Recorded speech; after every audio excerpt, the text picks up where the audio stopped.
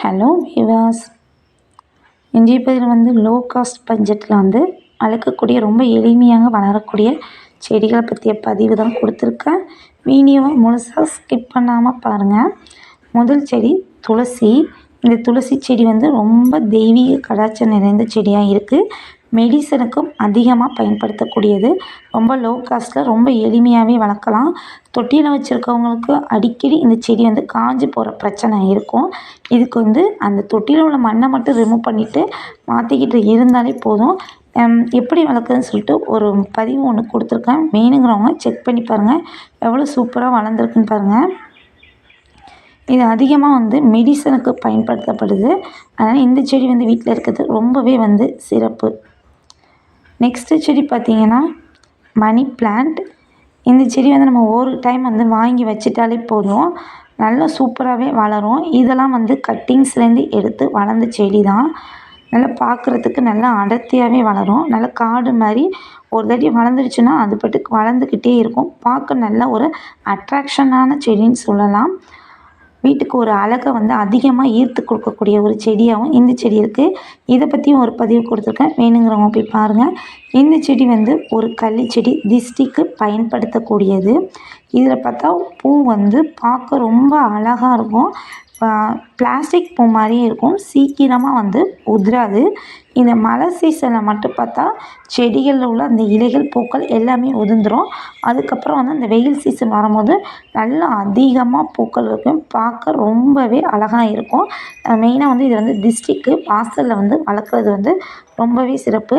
இது கட்டிங்ஸ் மூலியமாலாம் வளராது. நம்ம செடி வாங்கி வச்சுட்டோன்னா ரொம்ப நாளைக்கு வந்து இருக்கக்கூடிய செடி. இது வந்து பார்க்க ரொம்ப அழகாக இருக்கும். குரோட்டான்ஸ் கிடையாது. நம்ம வந்து பொன்னாங்கண்ணி கீரை தான் இது. ஒரு சின்ன ஒரு கட்டிங்ஸ் இருந்தாலே போதும். ரொம்ப தாறுமாறாக வளரக்கூடிய செடி. பார்க்குறதுக்கு ரொம்ப அழகாகவே இருக்கும். எந்த இடத்துல வச்சாலும் எளிமையாகவே வந்துடும். இதுக்கு வந்து சூரிய ஒளிங்கிறது தேவையே கிடையாது. நம்ம தண்ணி மட்டும் கொடுத்துக்கிட்டு இருந்தால் நல்லா அழகாக வரும். தரையிலையும் வச்சாலும் சூப்பராக வளரக்கூடிய செடி தான். இது வந்து ஒரு லோ காஸ்ட் பட்ஜெட்டில் இது வந்து வளர்க்கக்கூடிய ஒரு செடியாகவே இருக்குது. நெக்ஸ்ட்டு செடி பார்த்தா சோற்று கற்றாழை. ஒரு சின்னதாக வந்து ஒரு இப்போலாம் வந்து ஒரு எங்கே பார்த்தாலுமே வந்து சோற்று கற்றாழை வந்து ரொம்ப லோ காஸ்ட்லேயே கிடைக்கிது. ஒன் டைம் வாங்கிட்டு வந்து ஃபஸ்ட்டு வந்து தரையில் வைங்க. அப்படி வச்சுட்டிங்க நல்லா வளர்ந்துடும். தொட்டியில் வைக்கக்கூடியவங்க வந்து அடிக்கடி மண்ணை மாற்றுங்க, தண்ணி கொடுங்க. நிறைய இந்த ஃபேஸில் வந்து இந்த பிம்பிள்ஸ் ப்ராப்ளம் இருக்கிறவங்களாம் இந்த செடியை வந்து பயன்படுத்தலாம். அதேமாரி வந்து திஷ்டிக்கு வந்து இந்த செடி வந்து பயன்படக்கூடிய செடியாகவே இருக்குது. இது ரொம்பவே எளிமையாக வந்து வளரும். இந்த செடியோட பேர் என்னன்னு எனக்கு தெரியல. இது ஆனால் வந்து ஒரு குரோட்டான்ஸ் செடி தான். இது வந்து ஒன் டைம் வந்து நம்ம வாங்கி வச்சிட்டோன்னா இதுலேருந்து பக்கவாட்டு கிளைகள் வந்து அடி வேரோடையே வளர்ந்து வருது. இது வந்து நான் என் ஃப்ரெண்டு வீட்டிலேருந்து ஒரு எடுத்துகிட்டு வந்து வச்ச செடி தான். இதில் உள்ள இலைகள் வந்து சீக்கிரம் காஞ்சு போகாது. செடியும் சீக்கிரம் காயலை. ஒரு 1 இயருக்கு மேலே வந்து தொட்டியில் வச்சுருக்கேன். அழகாக வளர்ந்து வருது. இந்த செடி வந்து எங்கள் கடைசியில் வந்து ட்ரை பண்ணுங்கள். இதுவும் ரொம்ப லோ காஸ்ட் பட்ஜெட்டில் உள்ள செடி தான் வந்து சொல்கிறாங்க. பார்க்குறதுக்கு ரொம்ப அட்ராக்ஷனாக இருக்கும். நெக்ஸ்ட்டு செடி பார்த்திங்கன்னா இது வல்லாரைக்கீரை.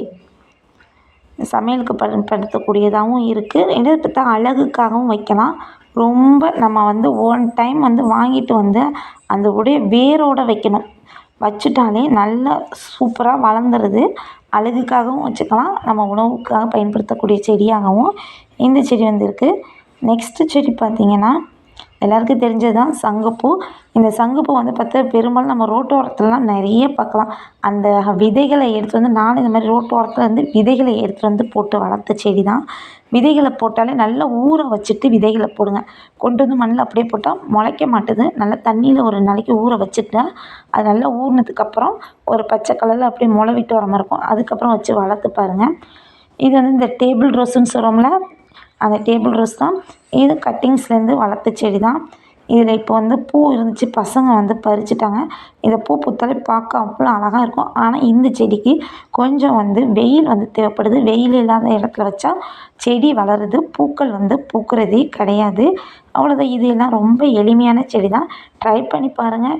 வீடை வந்து பசுமையாக வச்சுக்கிறது எல்லாருக்குமே ரொம்ப பிடிச்சது தான். ரொம்ப வீட்டோட என்ட்ரன்ஸில் வந்து இந்த மாதிரி வந்து அட்ராக்ஷனாக வச்சுருக்கும் போது நம்மளுடைய மன அமைதிங்கிறது நல்லாவே இருக்கும். இந்த பதிவு பிடிச்சிருந்துச்சுன்னா வீடியோவுக்கு ஒரு லைக் போட்டுருங்க. பாய்.